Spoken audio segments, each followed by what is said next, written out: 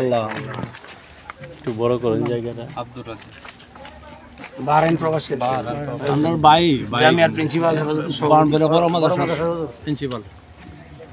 চলেন বাড়ির দিকে আচ্ছা বরুণ ভাই আমরা একটু কথা বলি। এনে কথা কবি জি জি আচ্ছা যে ঘটনা এ পর্যন্ত আমরা শুনতে পারলাম, ময়নার যে হত্যাকাণ্ড, এটা কোনো মানুষ এই কাজ করতে পারে না। জি কোনো মানুষ যে একটা নিষ্পাপ শিশুকে এমনভাবে নির্যাতন করে হত্যা করে, এটা কল্পনা করার মতো না। আমরা সঠিক তদন্ত করে দোষীকে দৃষ্টান্তমূলক শাস্তি দেওয়ার দাবি জানাই। হেফাজতে তবে 1 নম্বর, 2 নম্বর কথা হলো নির্দোষ কাউকে যেন হয়রানি করা না হয়।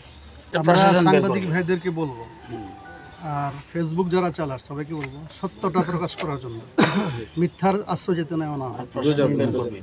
আলহামদুলিল্লাহ আর প্রশাসনকে বলবো সত্যটা ভাই প্রমাণ ছাড়া নির্দোষ ব্যক্তিদেরকে যাতে হয়রানি না করে।